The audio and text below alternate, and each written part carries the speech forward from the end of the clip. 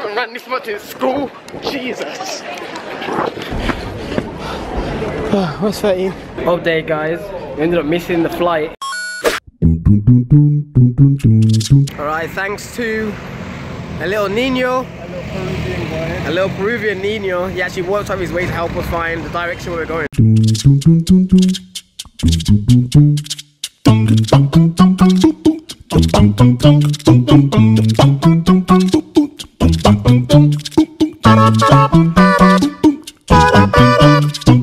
Yup, banging. What is good? Yesterday we cut you short. You saw all the kind of sick stuff that we did. We did sandboarding. Oh god! Oh my god! Oh my god! Dune buggies, all that shit. So right now, what we're going to do is start this one a little bit different. Rather than just doing straight travel shit straight away, what we're going to do is go to the gym, because it's been a while. It's been like 7 days. I wouldn't mind like actually training, get a little workout, sweating, and move some actual weights rather than just doing body weight stuff. So yeah, we're going to go to Bodytech in Miraflores. Sí. ¿Cuánto cuesta uno tiempo? ¿Cuánto un día? Sí. Alright people, scratch the idea. We were gonna go gym, but it worked out that she was saying it's gonna cost like basically £26 per day, like for one session. I couldn't co-sign that one. When she first said it, I was like, there's no way. I thought she said 75, so like 105. Yes. And I was like, nah, can't be, that's way too much. And it turned out to be 105, so I was like, nah, can't do that. It says 105 is 105. Solution for the gym is that we're going to go to a park gym. And right now what we're going to do in the supermarket, we are getting some instant oats, because I don't know about Mike, but I'm getting hungry all the damn time. Alright people, this is the gym for today. Straight bars. Not a bad setup, don't you think? It's like Jamaica. You're going to hear that throughout all the vids. It's like Jamaica. It's like Barbados.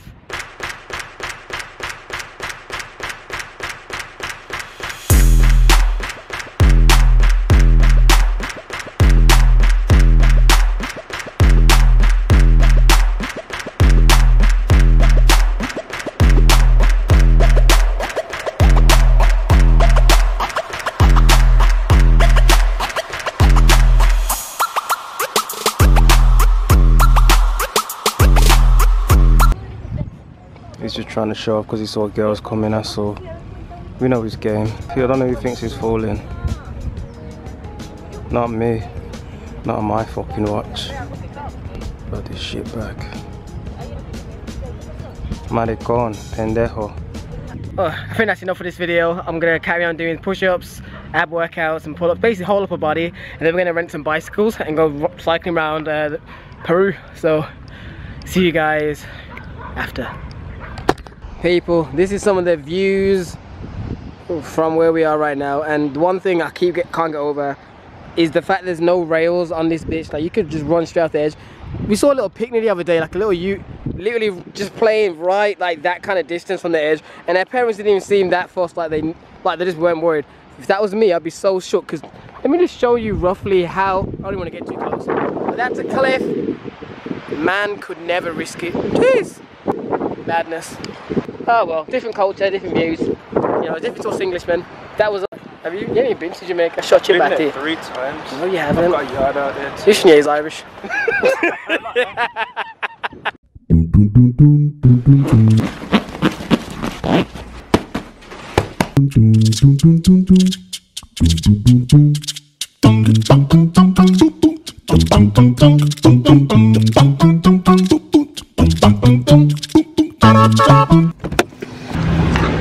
Alright people, if you haven't gathered already, we're in an airport and we're on the way to Cusco. I'm actually letting you guys know at the beginning of the video, and if you know about Cusco, you should know what we're going there for. If not, well, stay tuned for the rest of the video. Update guys, we ended up missing the flight. We just got to the gate and like it was closed off. We were like, what's going on? And apparently we missed it. We mistook the what's it called, boarding time for the departure time. So basically we got there 30 minutes late and it's all closed off, so now we have to, I don't know, I guess buy another ticket.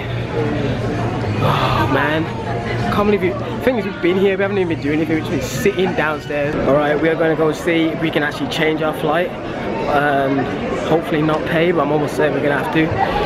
It is what it is, I don't know how we missed it. That's for both of us. So 101 each. Gonna have to do it, there's nothing else we can do. Still get on that plane. 20 minutes is good. What time does the flight board? 2:45. Time's enough. Have we got enough time to get up there and start boarding? 15 minutes. Yeah. Just want to make sure, you know, because the check-in's quite long. Yes, no problem. You come back, get your luggage, and go to the counter. If you can call to say that we're on our I call way. in the moment. Okay. Alright, this is the inception point in the vlog where everything goes wrong, which is why I'm here narrating it. Because in the moment, you already saw that we missed our first flight and we tried to put the second one. If you can see, when we're talking to this guy at the desk and we're saying that the flight seems very close and you're positive we'll make it, he doesn't look that sure, that confident or anything. After we bought the tickets, what we did was run straight, and I mean run straight back to the first airline to try and collect our luggage. Fuck's sake. 7 minutes. He said he promised that we can make it. I have no faith, but we'll still see.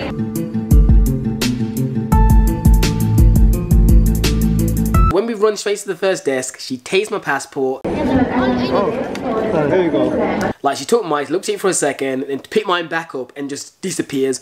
We're panicking, thinking, where the hell did she go? She didn't take Mike's baggage information, so we were worried then. So we're both panicking, because I'm panicking because she took my passport and disappeared. And, well, it's my passport, I need that shit. And he's panicking because he's not sure she's getting his luggage. And then we finally find her, but the problem with airports is there's loads of restrictions, like you can't cross certain lines on the floor because it's where only staff can go. So when we spotted her, the security guards wasn't dealing with us right, they wasn't gonna let us by, wouldn't let us talk to her. And we are not from this area. Have to wait. I'm gonna go speak to this guy. What again? And it was just a whole lot of palaver, and then they were taking so long, and they just kept saying, yeah, it's fine, it's fine, it's fine, and this wasn't looking bothered. For them, it's not nothing. Remember, it's like they don't really care. It's like it's just day in day out for them. All right, people, we're kind of panicking now. The flight is already boarding. We haven't got our luggage. We have to recheck it again.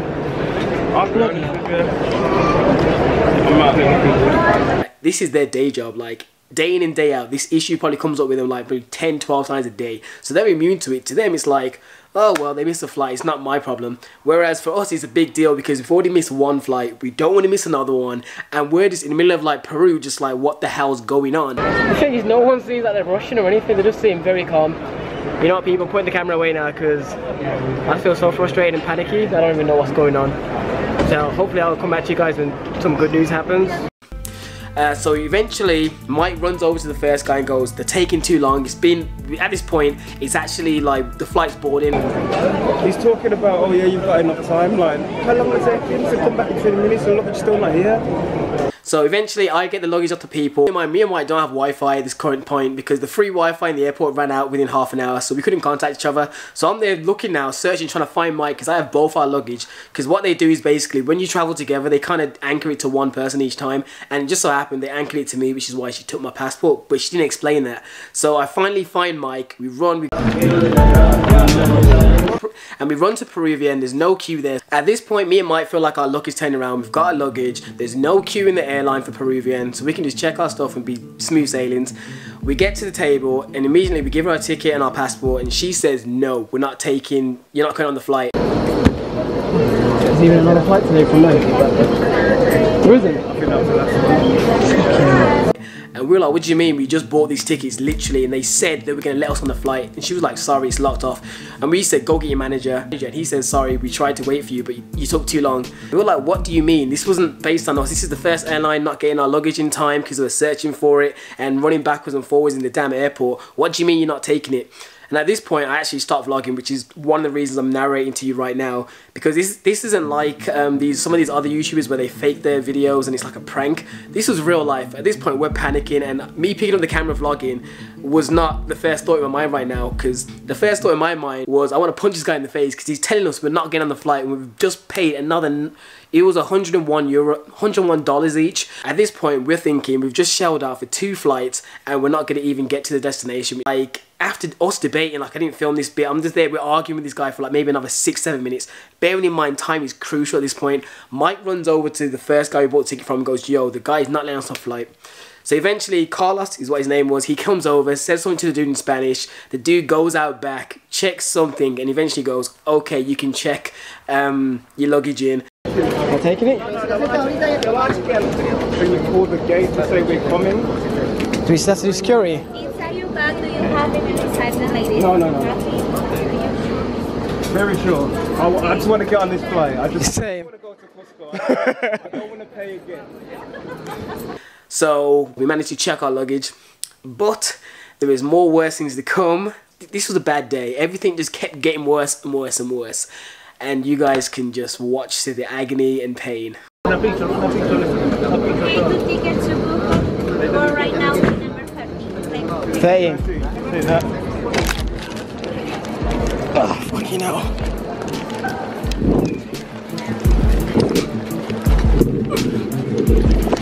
Mad.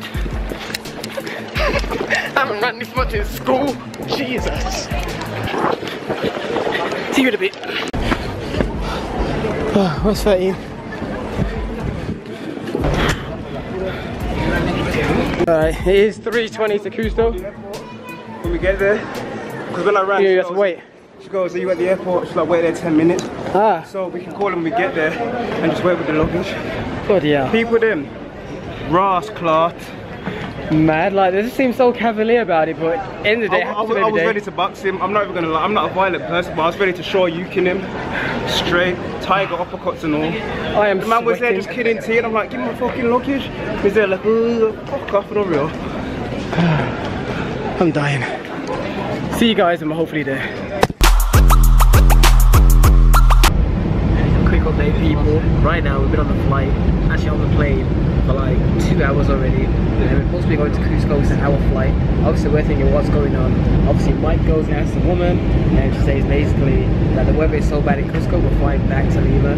So after all that faffing around, running around, trying to get a flight and all that stuff, we're heading back to the airport we just came from. Like not even like a closer one, that's the only nearby one. So we're going right back. So I had no idea what's gonna happen, because we just bought these tickets after like missing the other flight. It's gonna be like to be continued, because I have no idea. At this point in the video, you're probably thinking this is the most like prime example of like traveling gone wrong, and it was. So the first flight we missed. Second flight, they wasn't gonna let us on it. We had to argue backwards and forwards to get on the flight. Then when we finally get to the place, it's delayed, and then we actually get on the plane, fly to the destination, and then we end up heading back to the airport we came from. So at this point, we are confused and don't even know what's going on. And as you can see from this footage right now, everyone's just screaming like.